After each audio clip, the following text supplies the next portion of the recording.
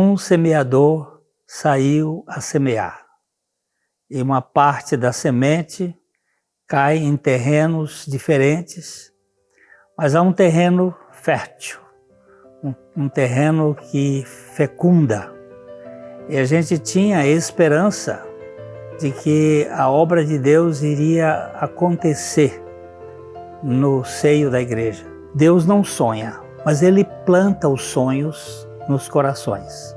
E estes sonhos plantados por Deus, eles fazem uma espécie de semeadura para frente. Eu creio que a igreja é um fruto do sonho daquela Índia que colheu lá o café e no final ela ficou com a fé. A fé que lhe deu sentido de vida. E eu creio que realmente nós temos sonhado e vamos continuar sonhando. Não sonhando os planos de Deus, mas sonhando os propósitos e projetos de Deus, para que esta igreja realmente seja um luzeiro nesta cidade, no estado, no país e no mundo.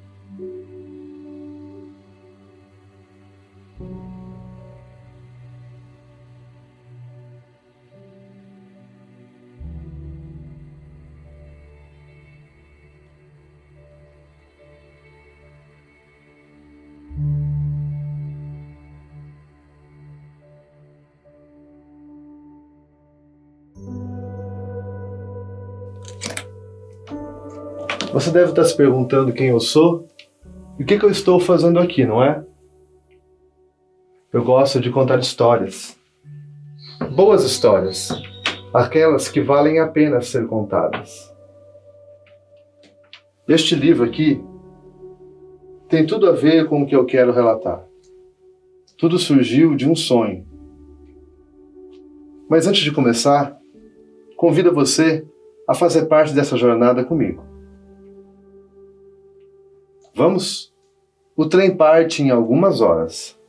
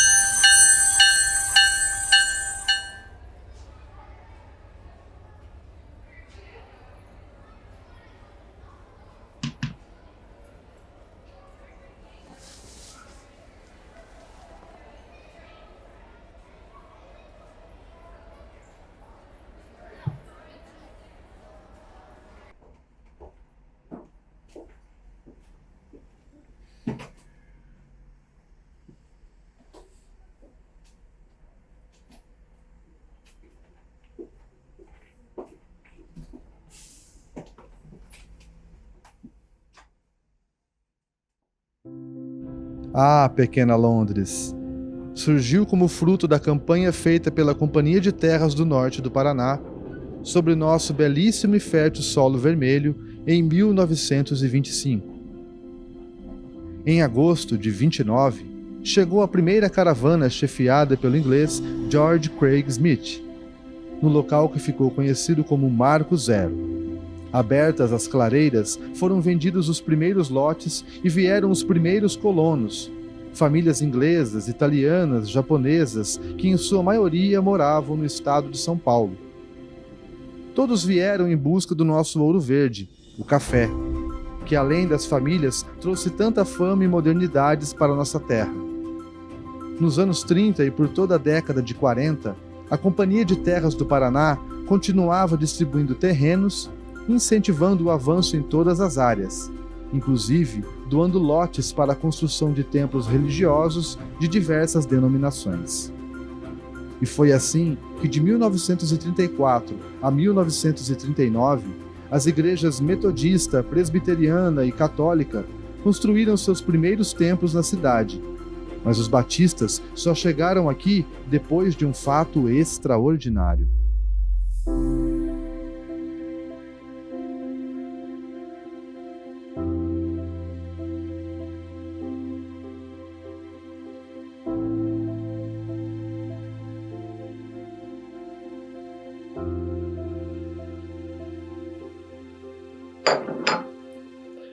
Dizem os mais antigos que havia um casal indígena da tribo Caigangue. Eles eram plantadores de café e moravam lá para as bandas de Biporã, conhecidos como João e Maria. Certa vez, Maria teve um sonho onde ela encontrava um baú. E dentro desse baú havia um livro de capa preta. Passado algum tempo, quando o casal visitava a região de Rolândia, Maria avistou em uma propriedade um baú, aquele baú dos seus sonhos. Ela já foi logo perguntando para a dona da propriedade, em tom de afirmação: dentro desse baú tem um livro de capa preta? A mulher respondeu que sim, era uma Bíblia. Maria queria a qualquer custo comprar essa Bíblia e levar embora. A mulher se recusou prontamente, dizendo que aquele livro era um livro amaldiçoado e que ela poderia levar de graça. Naquela época, os católicos acreditavam que aquela nova Bíblia, diferente da deles, só continha heresias. A mulher, então, informou a Maria que aquele livro havia chegado em suas mãos através de um pastor presbiteriano. O casal resolveu então ler e examinar o livro. Fizeram isso durante 1 ano e ficaram maravilhados com a palavra de Deus. Após terem essa experiência verdadeira com Deus, o casal resolve ir até a Igreja Presbiteriana de Londrina, porque queriam ser batizados pelas águas. O pastor, depois de conhecê-los, concorda com o batismo. Pega então um recipiente para realizar a cerimônia por aspersão. Os dois se olham, estranham e questionam: como iremos entrar neste pequeno recipiente para sermos batizados como Jesus foi no Rio Jordão?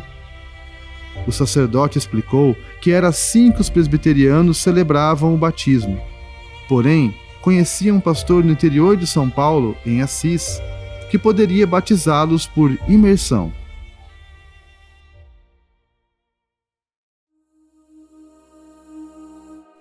O casal foi a pé até Assis, somente para ser batizado por esse pastor batista.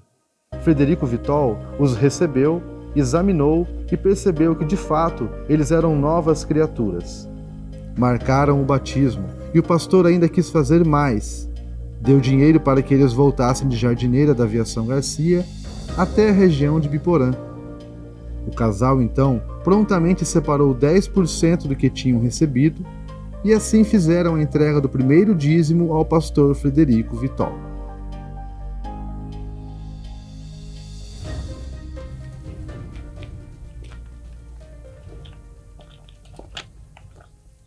Se está difícil fazer esse trajeto de bicicleta, imagina a pé. Esse casal plantou com muito suor a sementinha de fé, lá atrás, e nem imaginava a colheita que estaria por vir. Bom, Vamos continuar?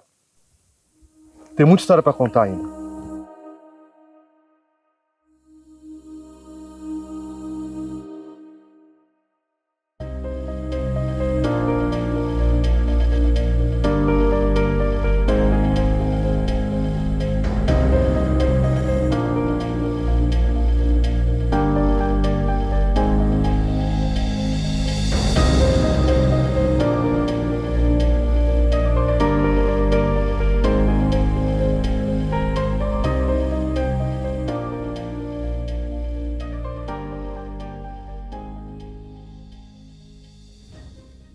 Continuando então, na década de 30, por conta do casal, o pastor Frederico Vitol decidiu fazer um levantamento das famílias evangélicas da região de Ibiporã. Foi quando fundou a primeira igreja batista do norte do Paraná. Mais tarde, percebendo a necessidade de ter um pastor responsável, acabou se mudando para a região.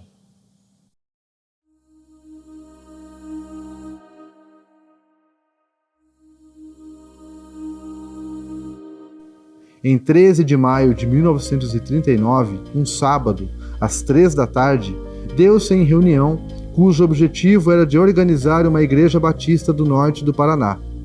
Os pastores presentes, Carlos Stromberg, Frederico Vitol e Luiz de Assis, constituíram o concílio organizador.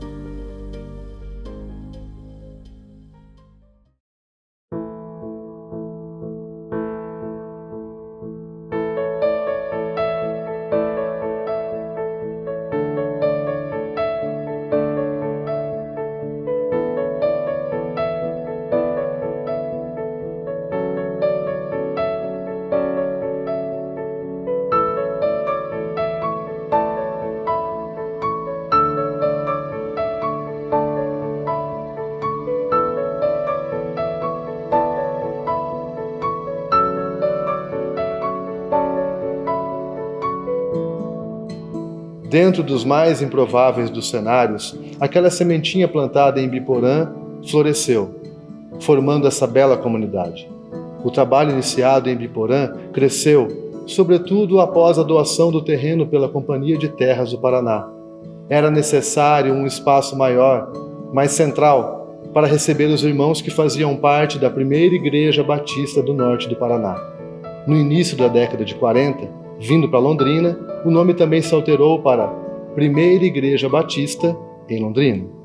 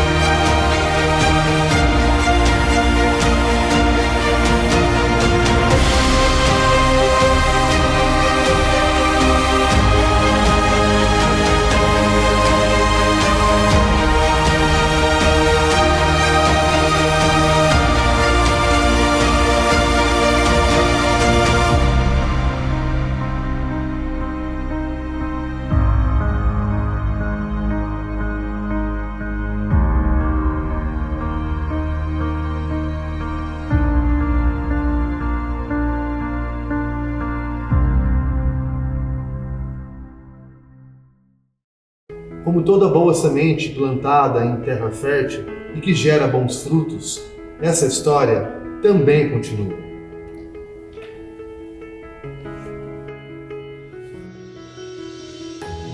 A primeira Igreja Batista do Norte do Paraná, com sede em Ibiporã, comunica a todos os irmãos que transferiu sua sede para Londrina. A congregação de Ibiporã pediu sua organização em igreja, o que foi concedido e será feito em breve. Juvenal Teixeira.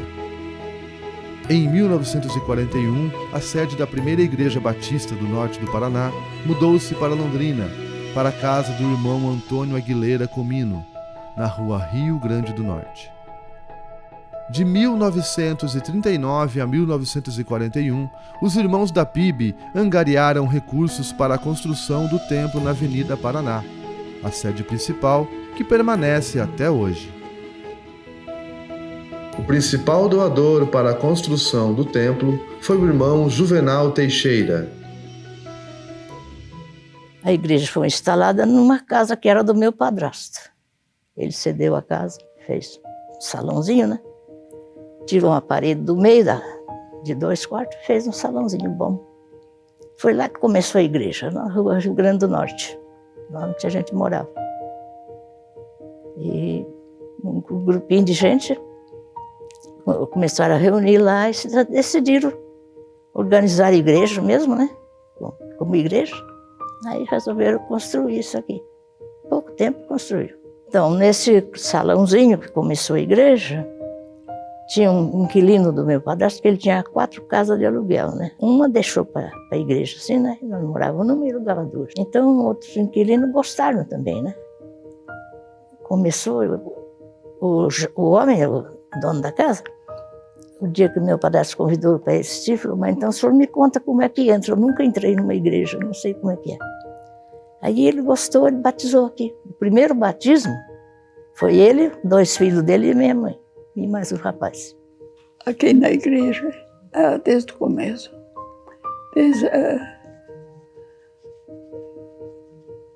primeira igreja foi construída e já a gente frequentou sempre a escola dominical e culto à noite. Nós vinhamos a pé muito tempo. São 4 quilômetros. Nós vinhamos de manhã, voltava para almoçar e vinha à noite buscar primeiro o reino de Deus e sua justiça, e as outras coisas serão acrescentadas. E outro, Jesus diz, eu sou o caminho, a verdade e a vida. Ninguém veio ao Pai senão por mim.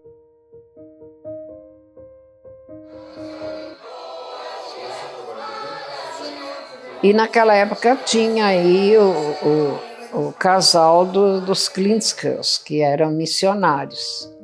Dona Roseli e o seu Tomás. E até a Dona Roseli, eles moravam aqui na rua Tupi, onde tem aquele prédio grande, era a casa deles, e tinha um quintal grande, então ela sempre fazia assim uns eventos, chamava a mocidade para um piquenique, para comunhão. Nós tivemos aqui o pastor Eliseu Ximenes, que ficou quase 10 anos aqui na igreja, e ele era um plantador de igrejas aqui pelo norte do Paraná. Ele vivia com os sonhos da evangelização. E aí o pastor Ximenes era assim, bem evangelista. Ele tinha, a igreja tinha um jipe, porque naquela época era tudo barro. Então com o jipe a gente, os moços, um grupo, a gente ia para Bela Vista do Paraíso e depois, mais tarde, tinha o seu Oswaldo Campos, que arrumava um caminhão e a gente, aos domingos, saía de caminhão para evangelizar nas redondezas. Mas era difícil, porque quando não era lama, era poeira. Era muita poeira, né? Porque não tinha asfalto nenhum. era tudo poeira e lama. Eu fui criada na Igreja Batista. Eu estava fazendo um curso para ajudar na orientação, então também eu precisava de me preparar melhor, né? Eu fiquei um bom tempo nos Estados Unidos, no seminário Southwestern Baptist Theological Seminary. Depois eu voltei fiquei aqui de novo. Não foi exatamente em Londrina, né? Porque eu estava em Londrina, eu estava estudando, fazendo mais curso. Aí, quando eu terminei o curso, eu comecei a passar de uma cidade para outra. Então, lá tinha a igreja, trabalhava lá, ajudava. Era um estudo bíblico, né? Então, a gente tinha reuniões nas igrejas, ou fazia um curso com as pessoas ali. E eu fazia estudo bíblico com as pessoas também. Mas era ali mesmo. Era sempre agradável trabalhar. Eu viajava nas igrejas, Paranavaí, esses lugares todos.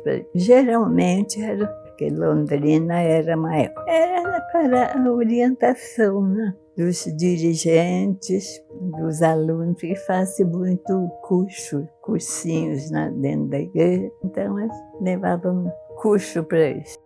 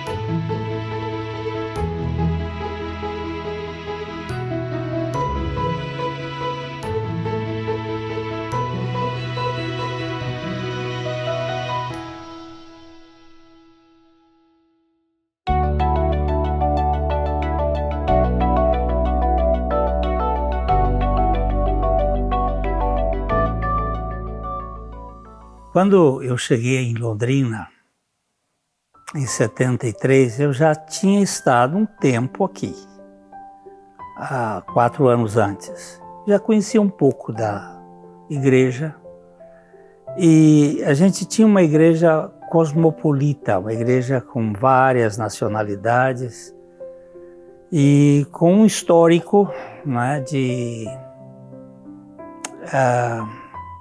exigente. Uma igreja que os pastores normalmente demoravam muito pouco tempo.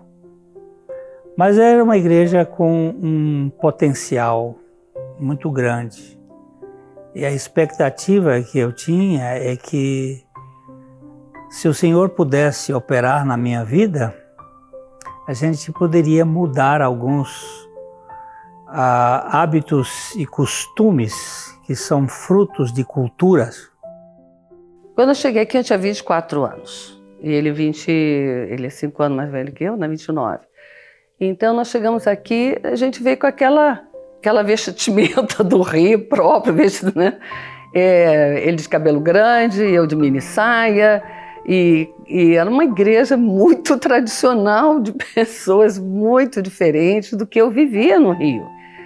Então, e eu fui criada na minha igreja. Então, para mim, era um ambiente assim de família, né?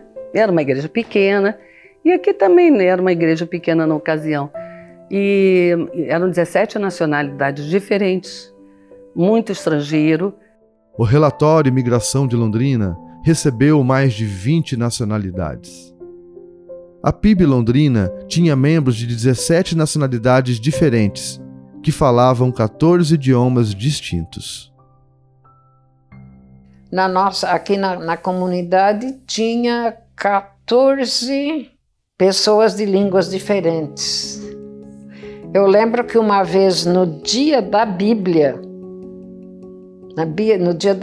comemoração no dia da Bíblia, o pessoal todo foi lá na frente e cada um leu aquele versículo, porque Deus amou o mundo, cada um na sua língua. Mas você sabe que foi uma coisa muito interessante para mim, como foi a aceitação deles, porque era difícil para aceitarem, né? Como nós viemos, como o nosso jeito de ser, e eu era muito alegre, muito brincalhona. E nos primeiros anos foi, de certo modo, um choque, né? Tanto para a igreja quanto para mim, por ter uma diferença. A primeira mensagem pregada por nós aqui foi resistências às mudanças. E houve muitas resistências, mas também muitas mudanças. Era diferente, era meio rígido, um sistema bem rígido. E a gente teve algumas coisas muito interessantes.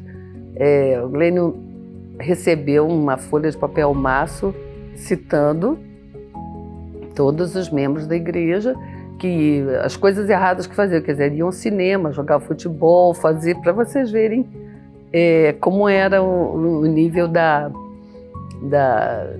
exigência, né, da rigidez. E ele disse assim, puxa, onde que eu fui entrar, né? O que eu fui fazer? Mas eu acho que Deus tinha um propósito, porque tanto era difícil para eles nos aceitarem, quanto para a gente aceitar a igreja, como ela era. Aos domingos, eu chorava muito, saudades do Rio. Mas eu fui... É que eu disse assim, houve uma coisa... É porque era de Deus, uma coisa tão interessante, que com toda essa rigidez, eu recebi muito carinho de muitos, principalmente desses estrangeiros.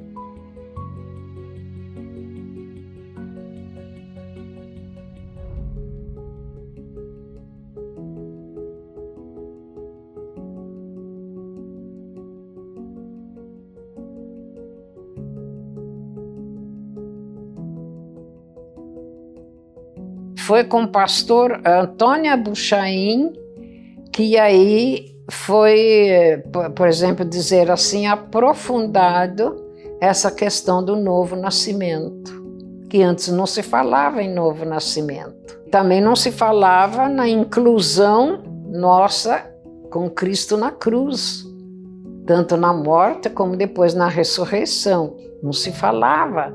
Não falavam nessa parte. Essa parte do Romanos 6 não era interpretada assim.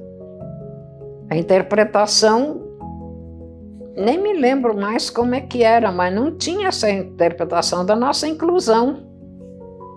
Nossa inclusão com Cristo na cruz, né?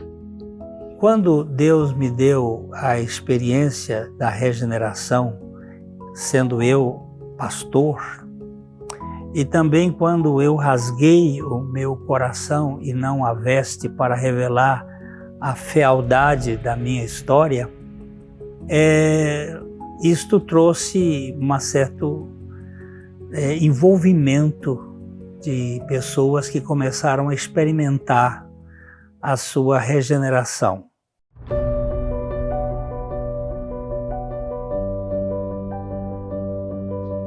Em 1988, a Convenção Batista do Paraná começou uma investigação teológica sobre o que estava sendo pregado na primeira igreja batista em Londrina. Especulou-se na época que estava sendo pregado a impecabilidade e o perfeccionismo do cristão. A Bíblia diz que todos pecaram. Todos. Existe uma maldade inata no homem. Uma maldade que todos nós já nascemos com ela. O coração do homem é mau. Há muita gente dizendo que não é, mas a Bíblia diz que é. Que o homem é mau. que não há bom nem sequer um, e a Bíblia nos diz em Romanos 3:12, que esta perfeição atinge a totalidade da humanidade.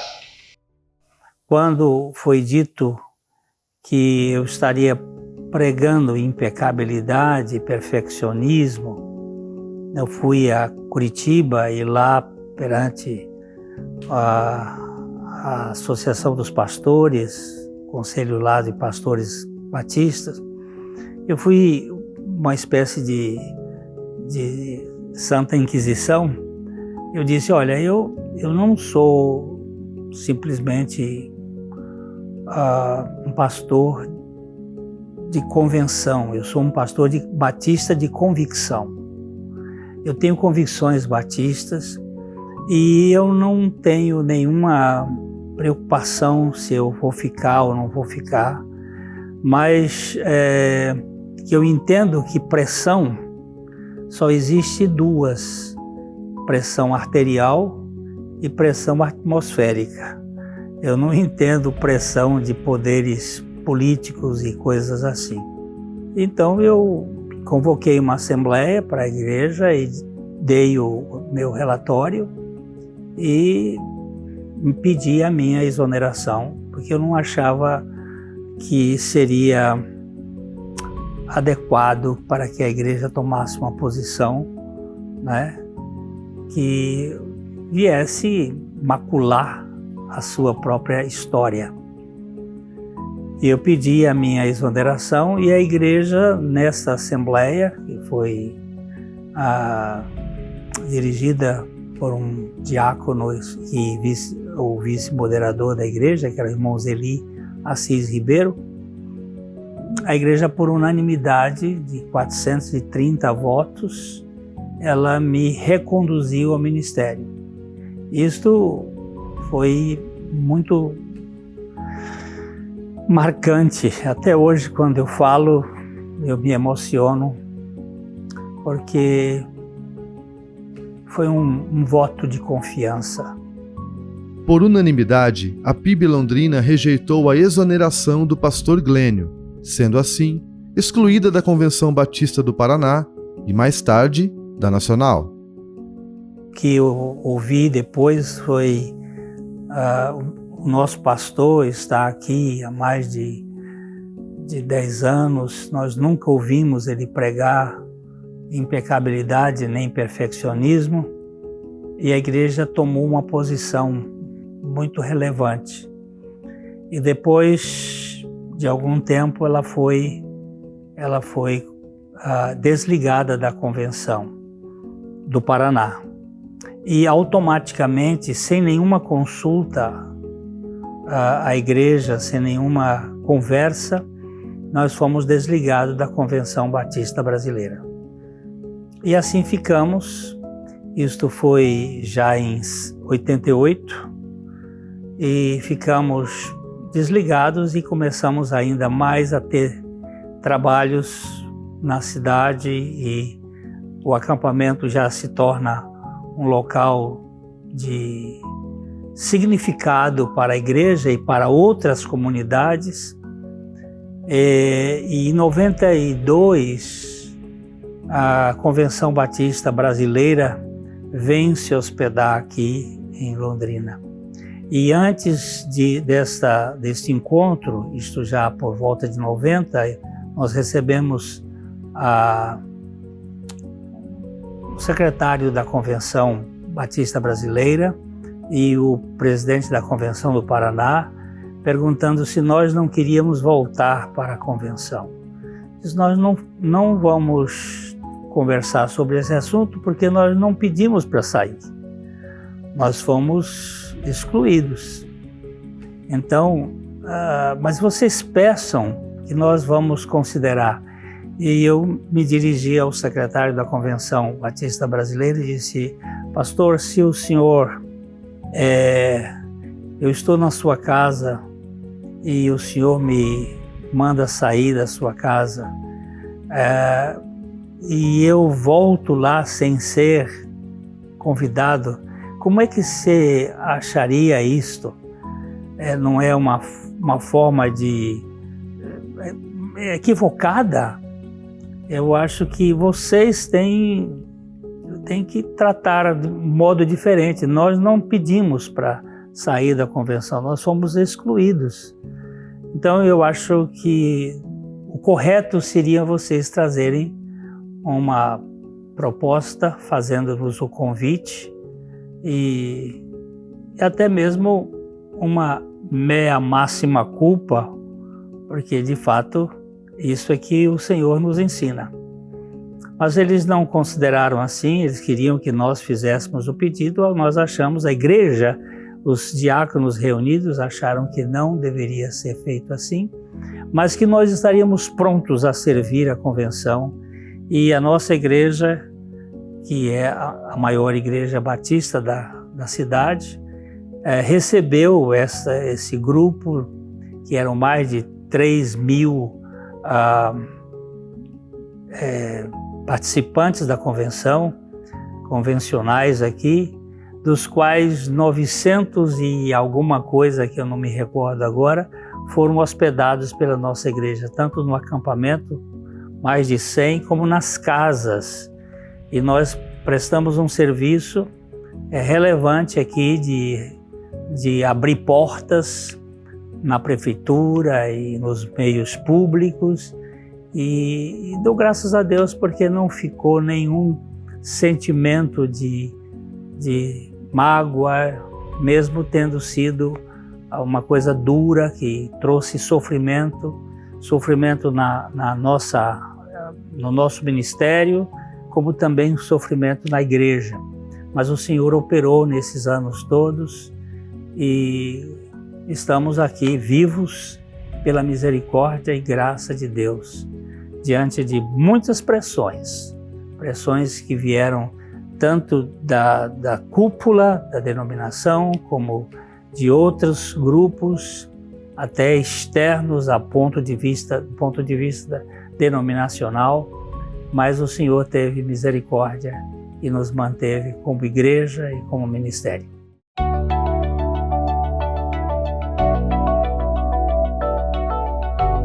Em 1989, fica pronto mais um sonho plantado por Deus no coração do pastor Glênio. Ele sempre sonhou com isso. Ele tinha uma visão de um trabalho diferente, que ali seria uma fonte de ganhar vidas. E realmente tem sido, né? Realmente tem sido.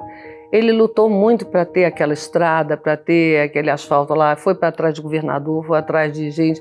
Ali na construção do acampamento, eu percebi que a igreja tinha se despertado. Nós vamos dizer assim, que eu levei uns 4 anos de lua de mel, era tudo muito simples.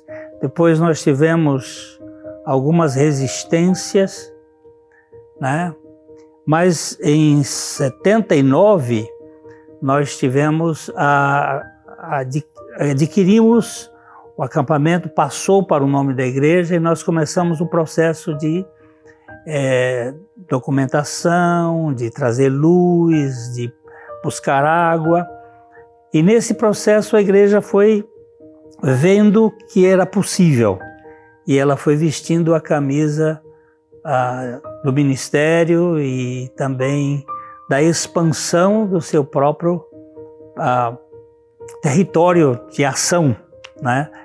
Não só nas reuniões caseiras da denominação, da casa, mas também indo para a sociedade. A igreja tem uma influência na sociedade. E nesse período eu tive a oportunidade de ser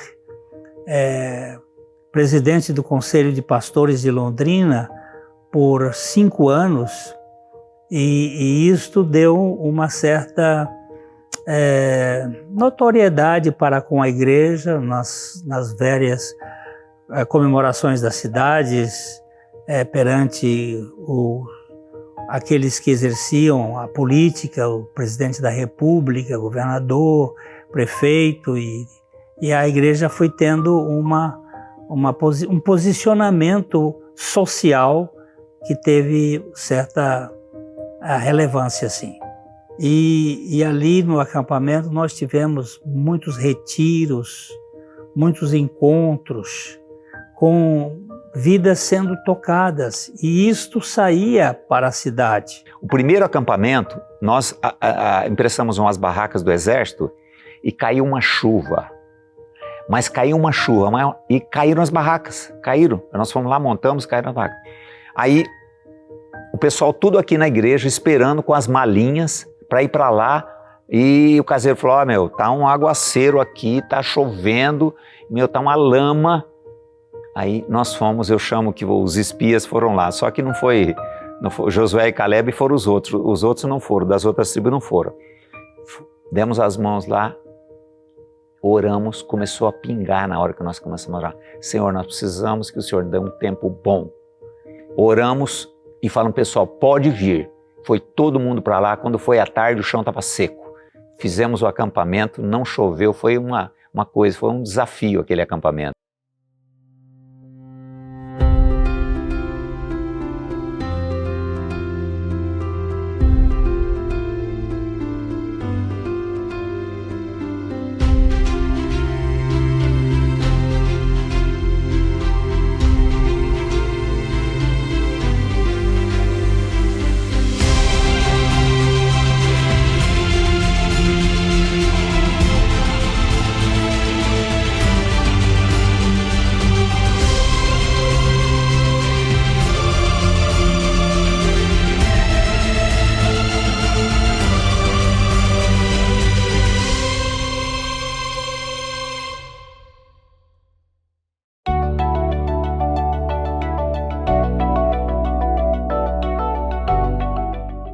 Mas houve um despertamento muito grande, e a mensagem do novo nascimento tinha um cântico que a gente cantava muito: aviva no Senhor pelo novo nascimento e dá-nos natureza para te obedecer, e faz-nos com firmeza sempre só por ti viver.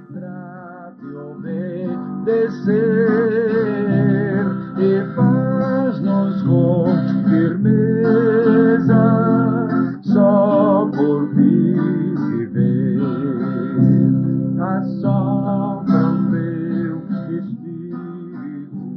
Então esse movimento ganhou muito significado. Nós tivemos aí, e hoje temos, jovens que naquela época estão em outros grupos, como pastores, como líderes, porque nós nunca pensamos de fazer adeptos para a Igreja Batista, mas de fazer novas criaturas para o reino de Deus, e que eles se colocassem à disposição da vontade do Senhor para ficar onde o Senhor os quisesse colocar.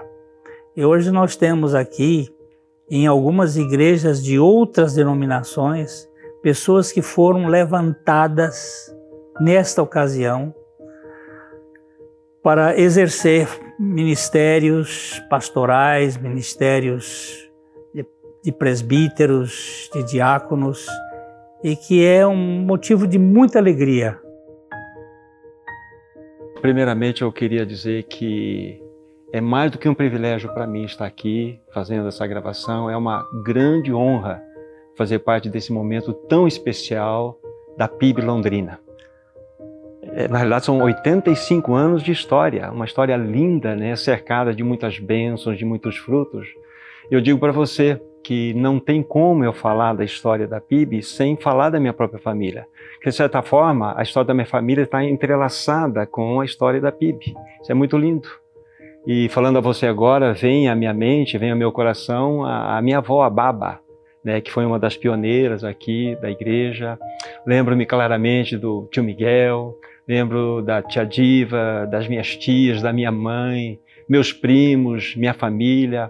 Realmente sobe ao meu coração uma linda lembrança, e eu tenho absoluta certeza que todos foram grandemente abençoados. E foi exatamente aqui na PIB que eu deu os primeiros passos no Evangelho. Foi através da ministração do pastor Antônio Buchaim, do pastor Glênio, que eu nasci de novo. Então a pregação que eles trouxeram, a mensagem da cruz, ela penetrou de maneira tão profunda no meu coração e essa seta está gravada em mim até hoje. Então nós tínhamos uma reunião numa quinta-feira à noite, onde os jovens eles se reuniam para decidir os assuntos que nós iríamos tratar no sábado com a reunião de jovens.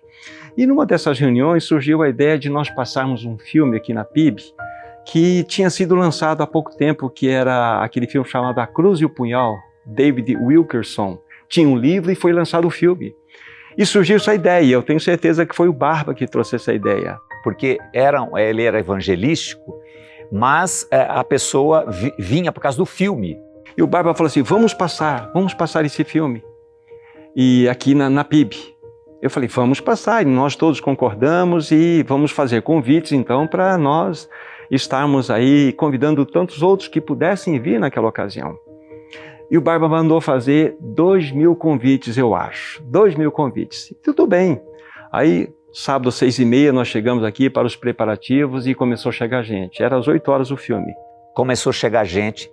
Nós ficamos com medo que essa galeria caísse de tanta gente, tivemos que barrar, as pessoas foram embora bravas de tantas pessoas que apareceram. Nós imprimimos muito mais convites do que cabia na igreja. Eu não sabia se dava glória a Deus, o Senhor tem misericórdia de mim, porque a situação estava grande. Mas por que eu estou dizendo isso? Porque havia uma sede do nosso coração. Nós queríamos evangelizar, nós queríamos ganhar vidas para o Senhor. Então, realmente foi um momento muito lindo da história. E eu até preciso certificar disso, acho que ainda bem que o pastor Glênio estava viajando. Ele não participou desse momento aí que nós vivenciamos, mas foi um momento muito lindo nessa história. A minha história aqui na PIB começou no ano de 1993, quando eu participava de uma célula, uma academia de musculação, e eu fui convidado pelo dono da academia para frequentar aqui. Eu namorava minha esposa na época, começamos a frequentar, nos identificamos com a mensagem, com a palavra, com o evangelho, gostamos demais e casamos aqui na comunidade e logo em seguida nós começamos a fazer curso de educação de filhos e dar esse curso durante 15 anos. Depois em seguida começamos a tratar com casais, dar curso de casais. E daí para frente eu comecei nas clínicas de recuperação, com evangelismo com dependentes químicos.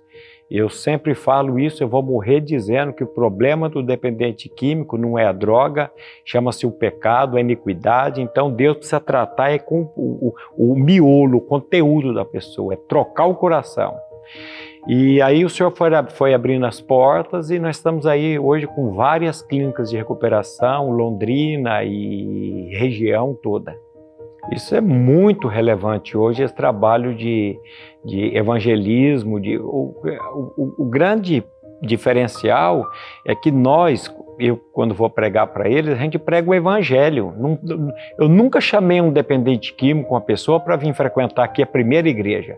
Aliás, todos eles têm comunidade. Então eu falo, você precisa levar essa mensagem lá para sua comunidade e ser parte lá, trabalhar com eles lá. Então esse trabalho é um trabalho que muitas pessoas não conhecem esse trabalho, e esse trabalho eu já venho desenvolvendo ele há 30 anos. E agora como pastor aqui na comunidade, a igreja me convidou há 6 anos atrás, eu continuo ainda não com o tempo que eu tinha antes para estar disponibilizando, mas eu não deixo de manhã, de tarde, de noite em várias clínicas. Quando a igreja me chamou para ajudar no pastorado, eles me chamaram para ser pastor de adolescente.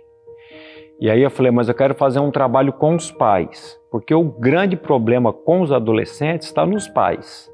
Então toda segunda-feira nós temos aqui uma reunião com os pais, nós trabalhamos com os pais e tem a liderança, trabalha com os adolescentes, e aos domingos também, à noite, nós trabalhamos com adolescente.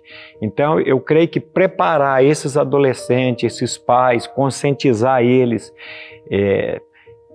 nessa pregação desse evangelho, essa questão do novo nascimento, que é o DNA da nossa comunidade, o DNA da PIB Londrina. Às vezes eu vejo pessoas dizendo, mas a PIB Londrina é a única igreja que ela tem só um DNA, que é a palavra da cruz. Eu falei, não é DNA da PIB, meu amigo, é DNA da Bíblia. O apóstolo Paulo diz, eu decidi nada saber entre vós, senão a Cristo crucificado. O apóstolo Paulo diz assim, longe esteja de mim a gloriar-me, a não ser na cruz do nosso Senhor Jesus Cristo. Então essa palavra não é da PIB, essa palavra é da Bíblia. Então essa palavra levando para essa juventude, esses adolescentes, e eles tendo uma experiência, eles passando isso na escola, nas faculdades, isso aí vai gerar um avivamento no mundo.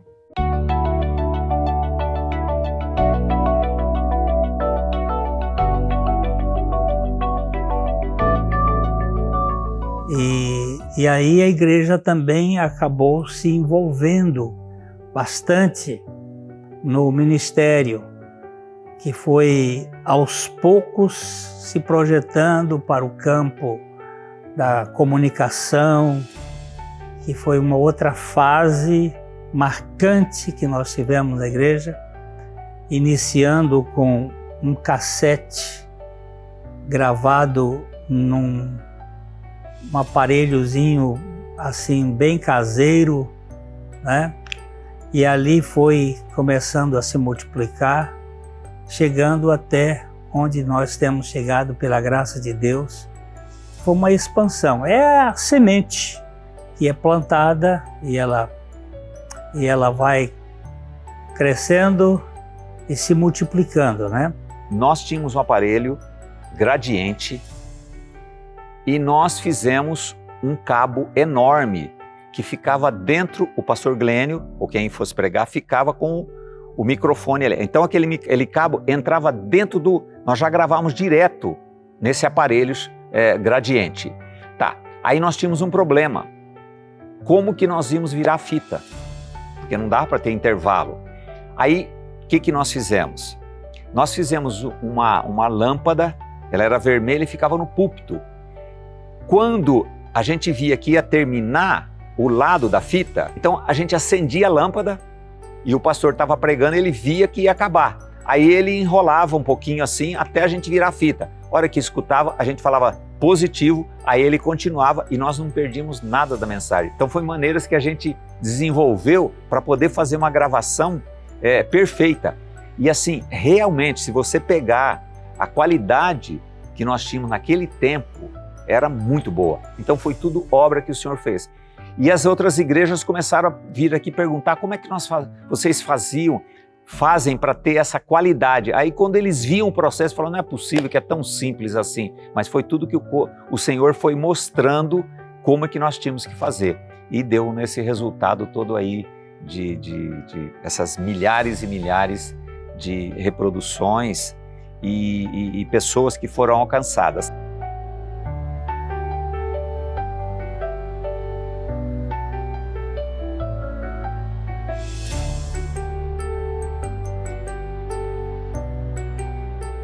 O projeto de comunicação da Primeira Igreja Batista, ele não começou hoje, ele vem já de algumas décadas, com investimento principalmente na proclamação do Evangelho. Esta é a visão, proclamar a Cristo e este crucificado ao maior número de pessoas, e nós temos um alcance não somente no Brasil, mas fora do Brasil também. Então a igreja, ao longo do tempo, foi ganhando a visão de que esses meios midiáticos que nós hoje utilizamos são muito importantes para que o Evangelho chegue.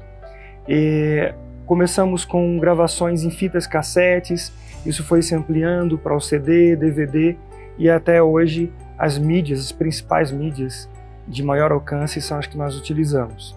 E nós precisamos continuar com essa visão de desenvolvimento, de crescimento desse ministério, investindo em pessoas e, sem dúvida, no acompanhar da tecnologia para que nós tenhamos equipamentos que alcance de fato a extensão dessas mídias com alta qualidade. E é por isso que a comunicação tem essa fundamental importância no desenvolvimento da nossa comunidade também.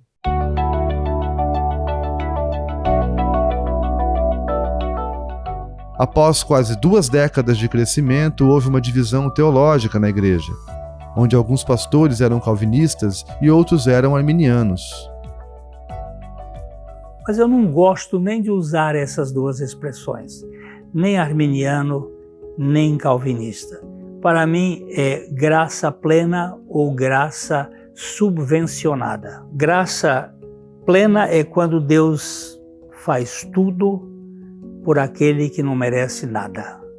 E graça subvencionada é quando Deus faz uma parte, o homem faz a outra, com um certo suor. Não que na graça plena eu não faça, mas o que eu faço é por Cristo, é de Cristo, por Cristo e para Cristo. Porque não vivo mais eu, mas Cristo vive em mim. Então, essa doutrina mais graça, ela foi sendo proclamada, e isto depois de 88 até 2000 e pouco, era muito segura isto aqui. Mas algumas penetrações, infiltrações vão chegando. Elas vão sutilmente. E nesse período eu realmente devo confessar que não tive como é que eu vou dizer, a perspicácia de perceber a infiltração. E a coisa foi crescendo até que em 2016 nós tínhamos aqui uma espécie de hidra. Éramos 7 pastores, mas com uma cabeça dividida. E nesse período eu passei por um sofrimento fora de série. Uma comissão foi formada por membros da igreja e ela analisou todos os pastores por 45 dias. O relatório final propôs que 6 dos 7 pastores fossem temporariamente exonerados de seus cargos. Nesse período, apenas o pastor Glênio Fonseca Paranaguá ficaria à frente do ministério pastoral.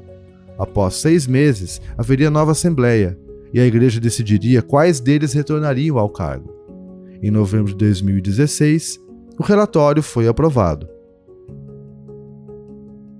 Eu fiz parte da comissão que a Assembleia aprovou para fazer uma análise de tudo que estava acontecendo com os pastores na época.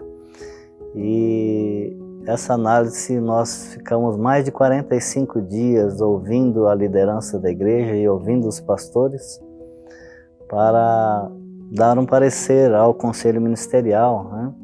E essa comissão, nesse estudo todo, nesse debate todo, chegou à conclusão que nós deveríamos propor à igreja, por uma série de questões, umas disfunções internas, por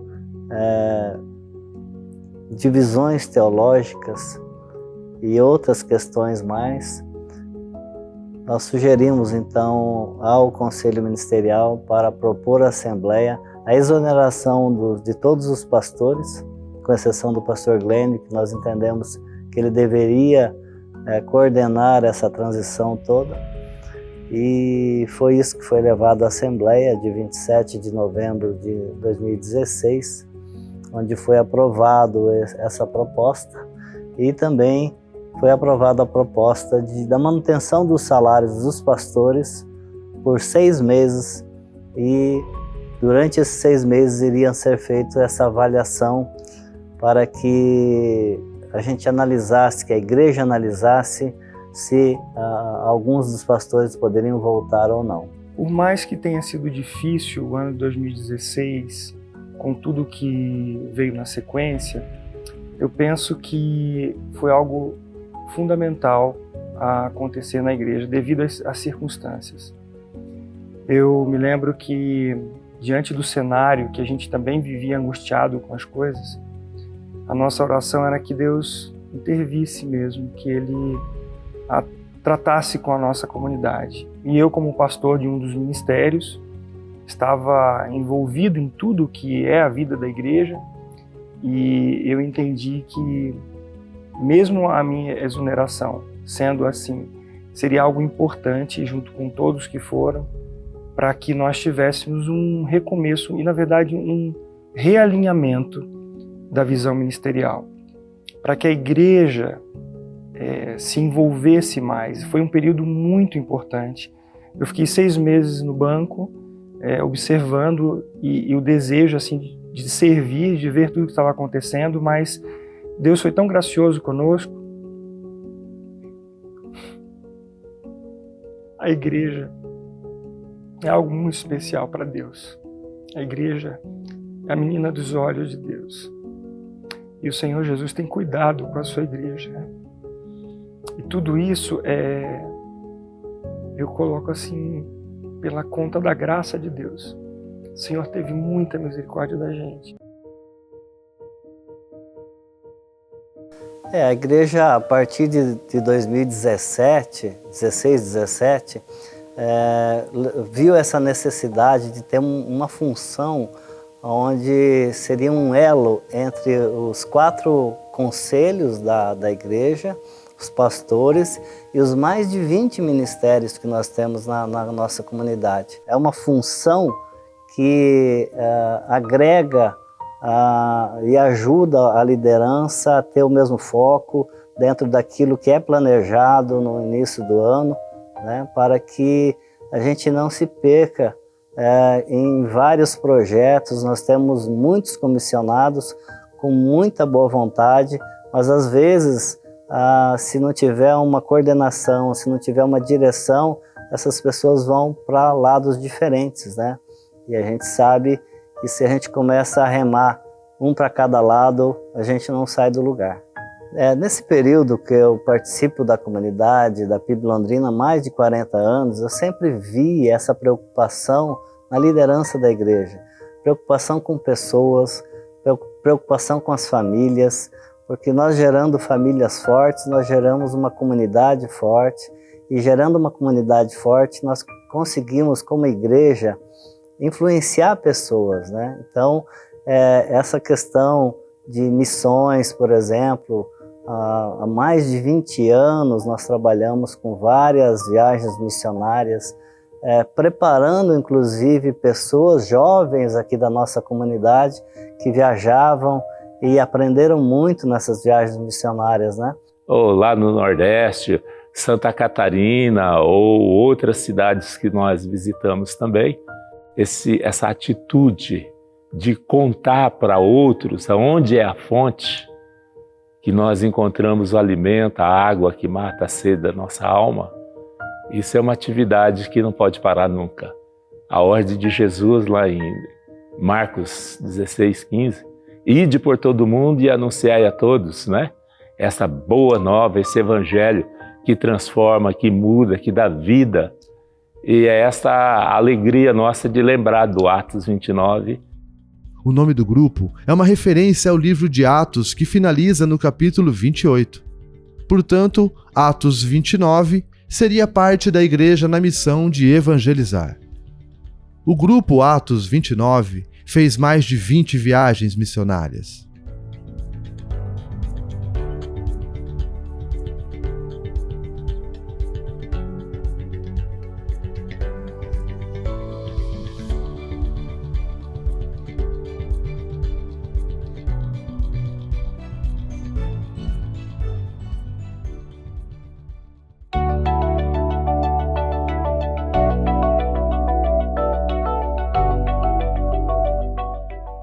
A igreja sempre foi semeadora, né? Nós tivemos o jornal Palavra da Cruz, que foi um jornal que trabalhava muito em semear. Nós tínhamos aquela ideia de que essa mensagem precisa passar. E hoje nós estamos num processo de semeadura de uma perspectiva social, porque a educação pós-Segunda Guerra Mundial foi sendo sucateada. A chamada educação clássica, que tinha os fundamentos do trívio, do quatrívio, da gramática, da matemática, das artes, ela foi sendo vilipendiada. Houve uma lei que foi muito bem engendrada pelos adversários do conhecimento, a Lei de Diretrizes e Bases da Educação, que sucateou o processo educacional. E hoje nós temos as escolas, de certo modo, infiltradas de elementos de perspectivas puramente de filosofias contrárias aos princípios do Evangelho. Em 2001, com o objetivo de aumentar o templo e construir mais áreas de convivência para os membros, a PIB resolve adquirir um terreno no alto da Avenida Faria Lima. Hoje, a Escola Clássica Cristã Logos faz uso dessa estrutura em seu primeiro ano de funcionamento. A ideia, ela surgiu do coração de alguns pais que começaram a pesquisar sobre o assunto, ouviram falar do assunto e concordemente, como a palavra fala, concordemente no Senhor, passaram a buscar e a desejar isso. E criou-se então uma comissão de pais, e isso foi ganhando corpo. A gente falou com a igreja, a liderança também já tinha esse desejo no coração já há muito tempo. E aprovou o Senhor então levantar uma comissão de pessoas que iriam colocar em prática essa ideia de efetivamente ter uma escola clássica.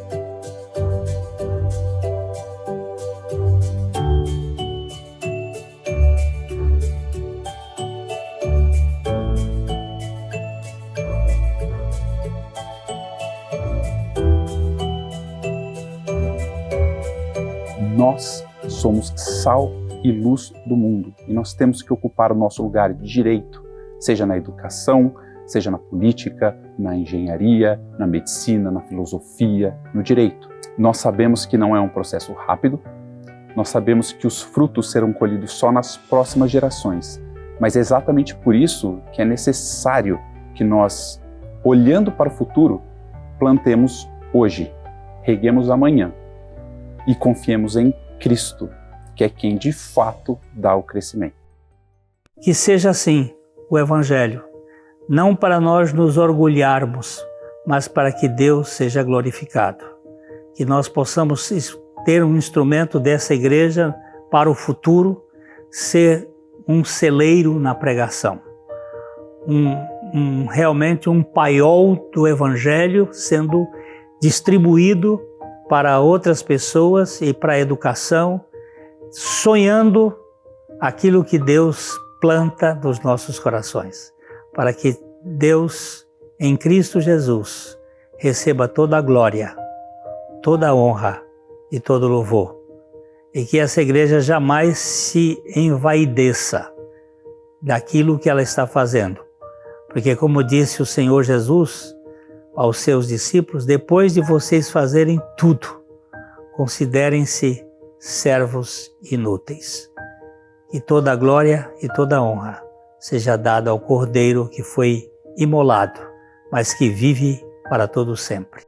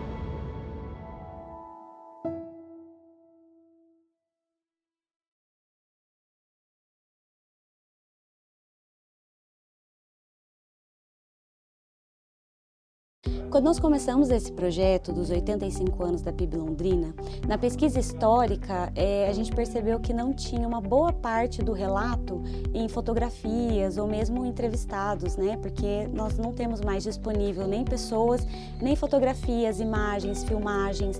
Então nós decidimos, né, começar a fazer um projeto onde teríamos um contador de histórias para cobrir essa parte da história, que seria mais ou menos 35 anos da fundação, até quando o pastor Glênio chega em Londrina, que nós não temos tantas imagens.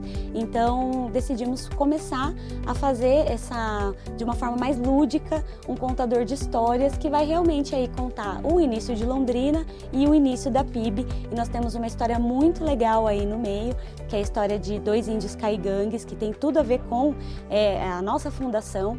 Então nós quisemos retratar isso de uma forma mais lúdica e mais interessante, para que não só os membros quisessem ver, mas outras pessoas também se interessassem pela história da nossa igreja.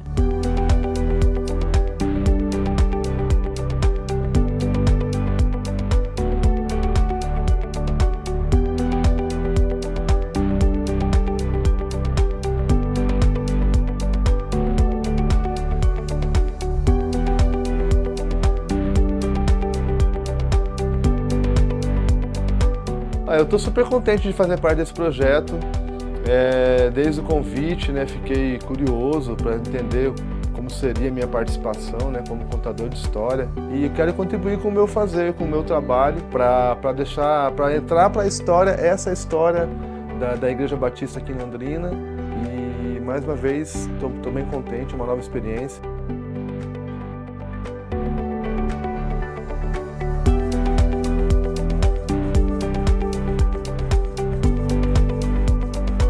Trabalhar nesse documentário é muito interessante, muito importante também, porque como eu faço parte da igreja também, já faz 21 anos, né, minha vida toda, então é muito legal estar conhecendo mais da história da igreja, estar fazendo parte desse projeto, é muito bacana, muito gratificante ver as cenas desenrolando, as coisas acontecendo. De fato é um grande aprendizado, né, pra gente que trabalha nessa área, então tá sendo muito bom, muito divertido, por mais que seja cansativo pra caramba, tá sendo muito divertido e a gente tá curtindo trabalhar com isso. Então acho que essa é a parte mais importante, fazer tudo pro Senhor. É isso aí.